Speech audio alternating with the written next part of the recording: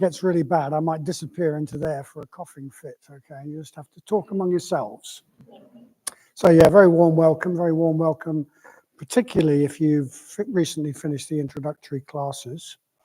And our theme, so we're starting a new theme. We run a theme that usually runs for 3 months, and we're running a theme in this Tuesday night called on a thing called the Siddharma Pundarika Sutra, which means literally the White Lotus of the true Dharma,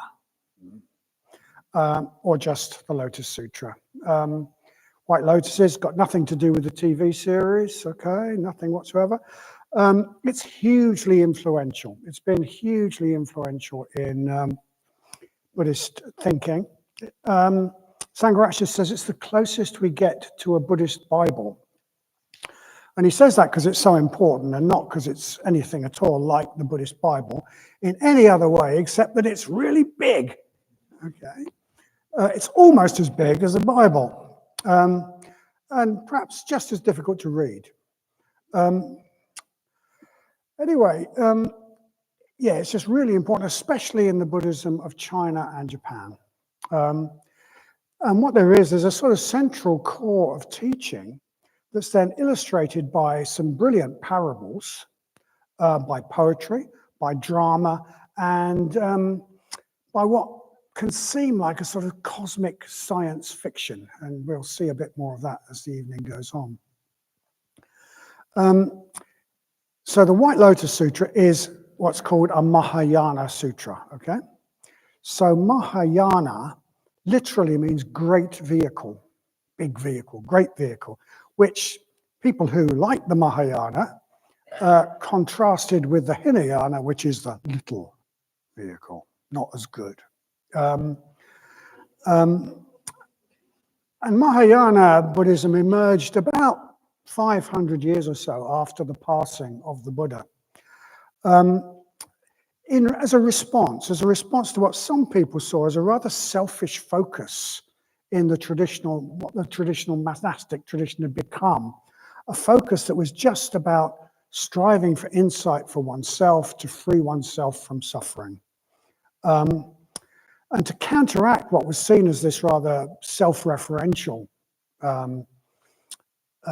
focus, the Mahayana harked back to something the Buddha often told his followers, which was, we practice for the welfare of the many.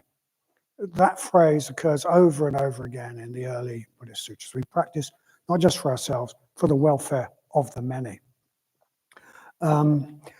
So in Mahayana Buddhism, the ideal Buddhist is the Bodhisattva, someone who doesn't just aim for awakening for themselves, but wants to help everybody become more enlightened, wants to help themselves become more enlightened so that they're part of the solution and not the problem, but also wants to help everybody become more enlightened.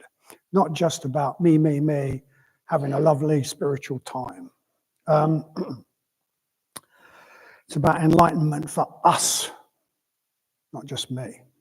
And the Mahayana is often described as a later stage of Buddhism. Can everybody hear me, by the way, at the back? Yeah, okay.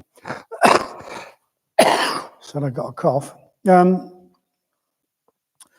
But according to Sangharakshita, actually, and some other scholars, the core of the White Lotus Sutra and some other Mahayana sutras was actually written down at the same time as what is seen as the early sutras, the Pali sutras, and maybe represent a strand in Buddhism that goes right back. It was there all the time, goes right back to the Buddha, but maybe got a little bit ignored by the sort of traditional monastics, perhaps. So if you haven't been involved all that long, you might have come across, you might have heard about discourses in what's called the Pali language. I think we've got it, and we ain't. So the book tells us that at first he thought there was no point. I'm really sorry. No point in him trying to pass on what he had seen. People couldn't understand, and what they would probably do is just get hung up on the words and then make them into dogma, and that would be a dead end. So the Buddha, then he had a vision, having decided, well, maybe I can't teach. Then we're told he had a vision in which he saw all beings as like a lake of lotuses. Now, lotuses are sort of tropical version of water lilies, if you like. So water lilies, they start out, germinate right down, or they come from roots right down in the murky, horrible mud at the bottom of a pond or a lake. And then they grow up through the murky old water, and eventually they reach the surface and they open, and none of the dirt sticks to them. And they look absolutely pristine and beautiful. And lotuses are a bit like that. Lotuses do exactly the same thing. So the Buddha sees humanity, sees people, maybe sees beings as a lake of lotuses. And some of those lotuses, some of those beings are still stuck in the smelly mud at the bottom of the lake. And some of them are different stages of growing up through the murky water. And some of them are just about at the surface, or maybe just poking out the surface, just ready to open in the sunlight.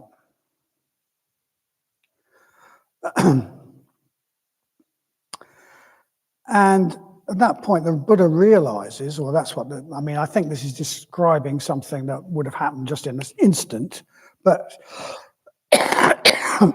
what it says is that he realized that he can't help the lotuses. He can't tell the lotuses what sunlight is like. He can't do that. But what he can do is tell the lotuses how they could grow to the point where they could see the sunlight for themselves. Yeah. So he is saying the Dharma he is taught is not so much an attempt to communicate the nature of reality.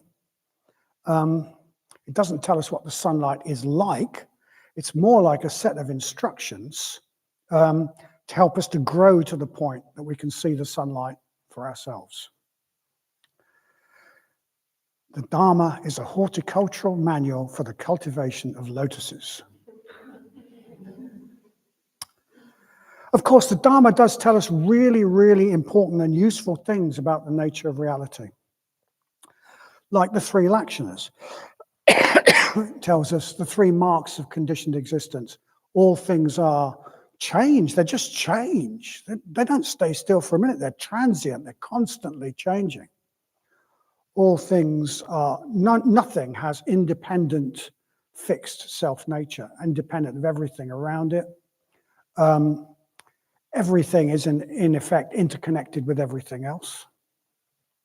These are really great ideas, and these are much closer to the nature of reality than the ideas that we've probably been indoctrinated to have and we're used to having. If we think things are stuck and fixed and we are impermanent, oh dear. Because not very close to the truth. If we think that we're this independent thing that's not related to the world around us, not very useful. Much better to think and live by these ideas. But even those ideas are not the full story. They're not the full story. We can call them operational concepts. They help us to develop. They give us a more useful and accurate way of seeing things. A more accurate map of reality to find our way towards enlightenment. But they don't tell us what enlightenment is. Because that can't be expressed in words any more than the taste of an orange can be expressed in words. And excuse me, I'm just going to have a little cough.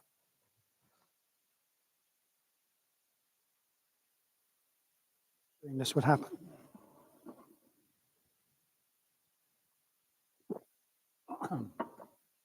Anyway, that idea that you can't express the nature of reality in words is there again, it's again in the Pali Canon in the early teachings. So when the Buddha's friend Ananda says that he has understood the central idea behind the wisdom teachings, Paticca Samutpada, which we might translate as dependent mutual arising, the Buddha famously says, "Say not so, Ananda, say not so." This truth is deep, beyond words, beyond concepts. Only really the awakened can know what it means.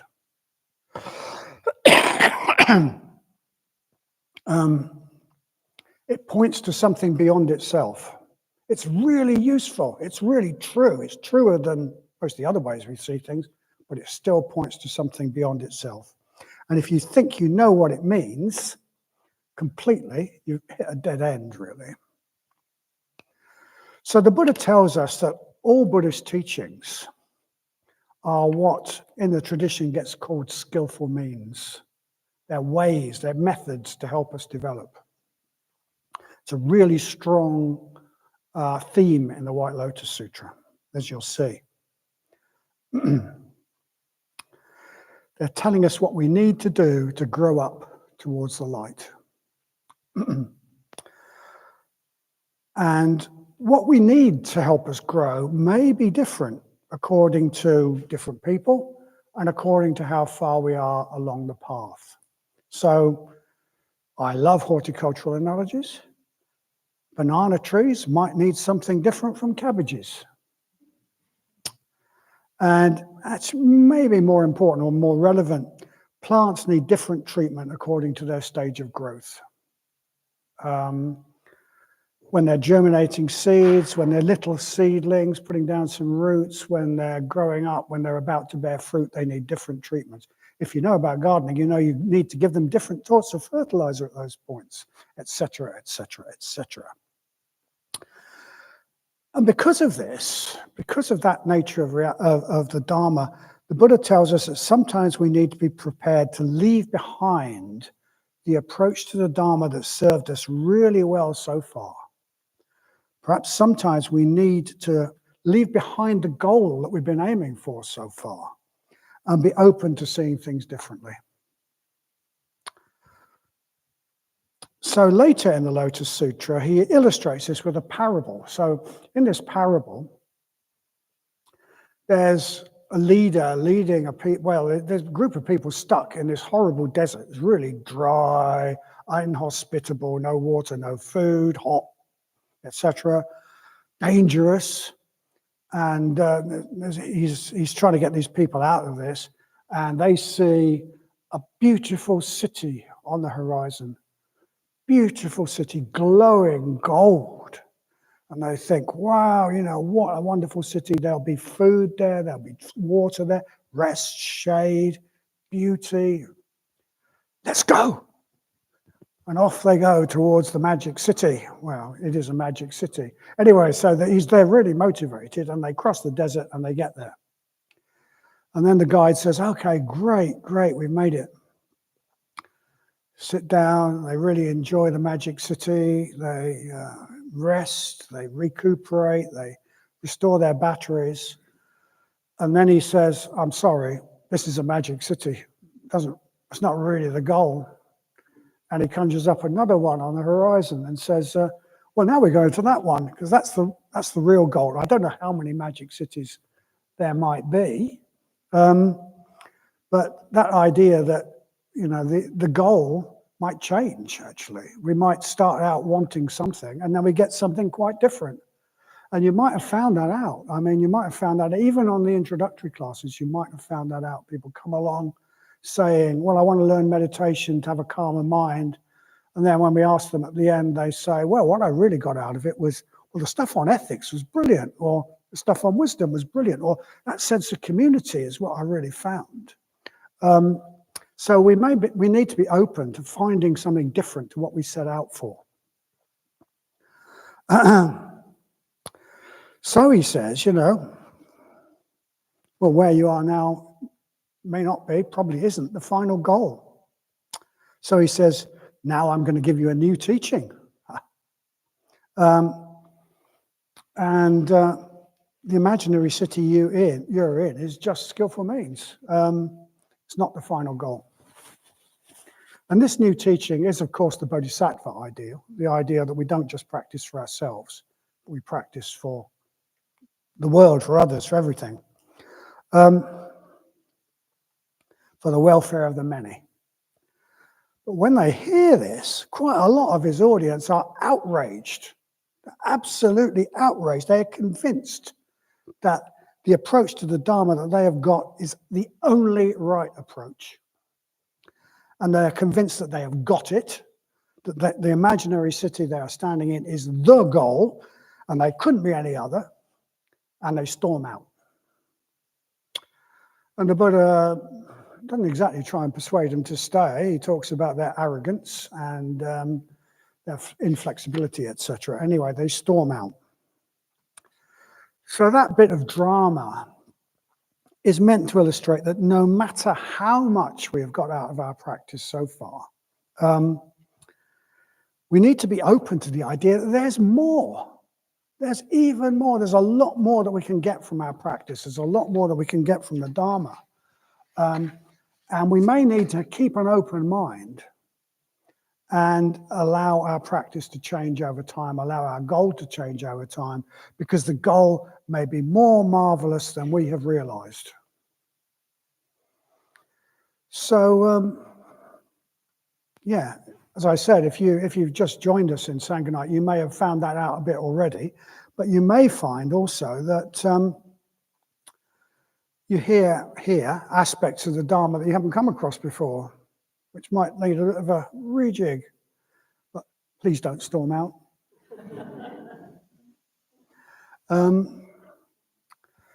Okay, so that's a sort of occurrence that happens in the White Lotus Sutra. And the Buddha is telling us that Dharma doesn't actually tell us the nature of reality. And if what we want from Buddhism is certainty, we could see that message as very discouraging. He tells us that until we're awakened, we cannot understand what he had realized. We cannot understand the nature of reality. We can't get it all neatly tied up in some words and ideas, QED. We can't put it all in nice, tidy boxes and have that sort of certainty that we would like to have. The sort of certainty that religions that have a lot of fixed dogma can seem to give people. Eek! Where do we stand? Where can we stand? I mean, we might feel sort of floating in space with nothing to hang on to. So where can we stand? Where can we stand? If we can't know what's ultimately true, where do we go from here? Well, actually, we can have some certainties in our practice of the Dharma. Firstly, we can have some certainty that the Buddhist wisdom teachings give us a better map of reality than one we have been conditioned to accept. We can see that they're rationally true. We can see that they're rationally true. They make sense. And we can see that if we live by them, they have a positive effect. They have a more positive effect than living by some of the old ways we might have think. We might see that ideas like the fact that we don't exist as isolated, fixed individuals.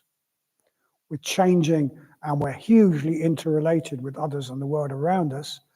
We might find that if we live like that, in a way that expresses the truth, we see that it has positive results. We see over time that it has really positive results in all sorts of ways. Our happiness, our fulfillment, our sense of self-esteem, our relationships, etc., our whole life. So these teachings, they can transform us. They can transform the way we live. And that's really important because they are truer than a lot of the sort of normal ways we tend to think. So a second way that the Buddha actually in this sutra tells us that we can have more certainty is through developing and learning to trust what in Buddhism is called Shraddha, what we call Shraddha.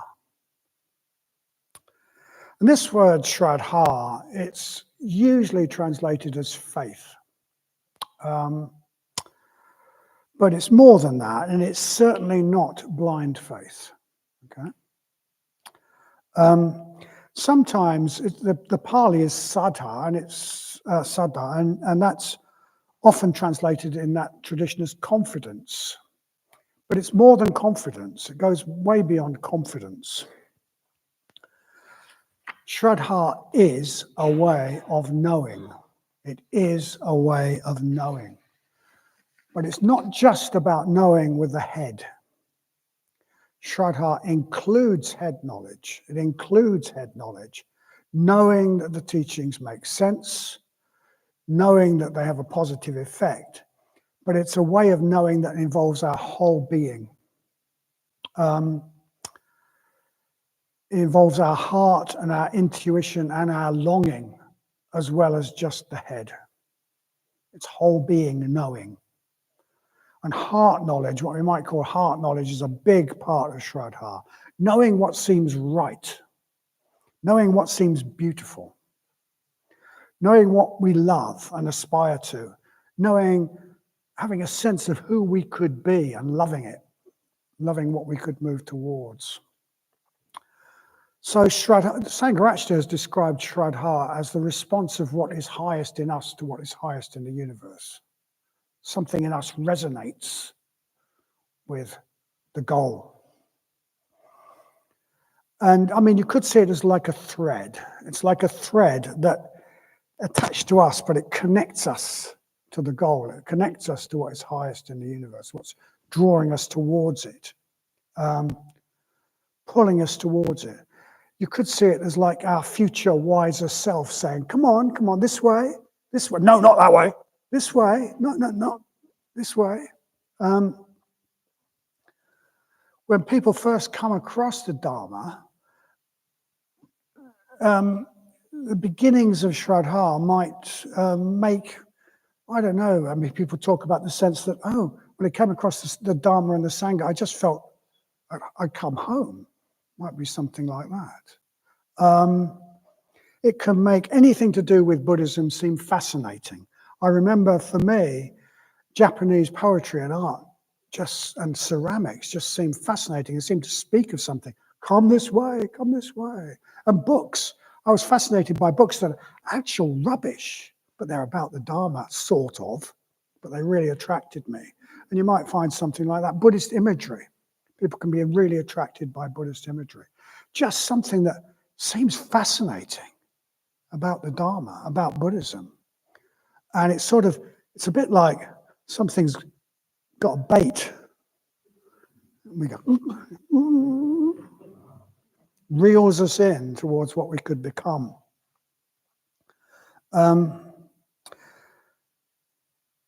So our Shraddha can't give us certainty about the nature of things yet. But it is a way of knowing, and it can give us certainty that we are on the right path. That we're doing what we should be doing. So going back to our lotuses, as they germinate in the mud, and as they grow up through the murky water to the sun, towards the sunlight, these lotuses have an inbuilt sense of direction. They have an inbuilt sense of direction. It's part of their being. It is in their very nature to grow up towards the light. And we are just like the lotuses.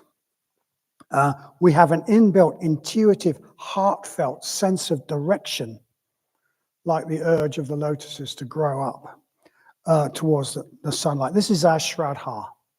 And Shraddha speaks in a quiet voice. It's easily drowned out by the blaring noise of excessive input, excessive distraction, negative mental states like anger and resentment. You can't hear your Shraddha. We feel Shraddha most strongly when we're at our best, when our mind is calm and concentrated, and when we're in positive mental states. And a lot of our Dharma practice is about putting us in the positive states that help us to develop Shraddha. And then learning to listen to it, learning to have confidence in it. And a lot of the White Lotus Sutra, running right through all these hundreds of pages, is also precisely that, that a lot of our practice actually is about developing our Shraddha, developing this link that's pulling us towards something higher than ourselves. As we will hear as the series progresses. And I think you are in for a treat as the series progresses. So thank you very much.